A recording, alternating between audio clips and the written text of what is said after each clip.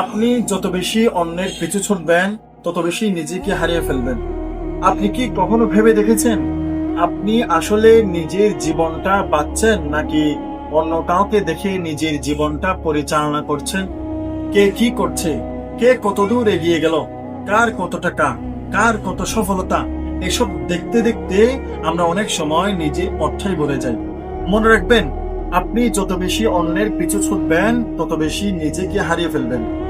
আজকাল আমরা নিজেদের জীবনের চেয়ে অন্যের জীবন নিয়ে বেশি চিন্তা করি।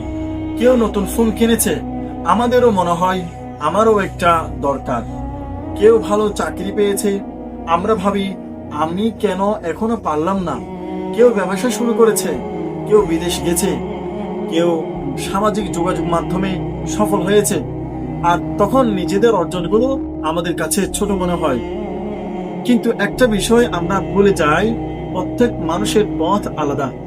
আপনার সময় আর অন্যের সময় এক নয়, আপনার সুযোগ আর অন্যের সুযোগ এক নয়, আপনার দায়িত্ব, সংগ্রাম, পরিস্থিতি সবকিছু আলাদা। তাই অন্যের জীবনের সঙ্গে নিজের জীবনকে তুলনা করে আপনি কখনো শান্তি পাবেন না।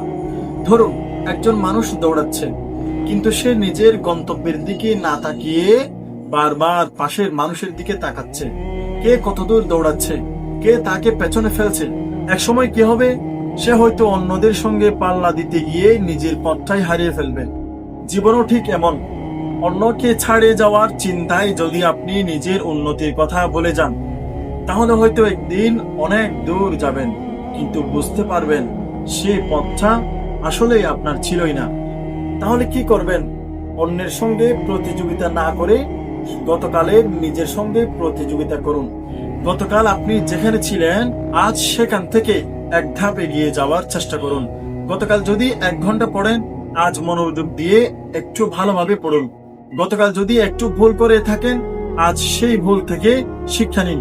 অন্যের সাফল্য দেখে হতাশ হওয়ার পরিবর্তে প্রশ্ন করুন, আমি আজ আমার জন্য কি করতে পারি? কারণ আপনার আসল প্রতিযোগিতা অন্য কেউ নয়, আপনার আসল প্রতিযোগিতা হলো আপনার আগের সংস্করণের সঙ্গে। মনে রাখবেন, অন্যের মতো হওয়ার জন্য আপনি এই পৃথিবীতে আসেননি। আপনার নিজের একটা পথ আছে, নিজের একটা গল্প আছে, নিজের একটা গন্তব্য আছে।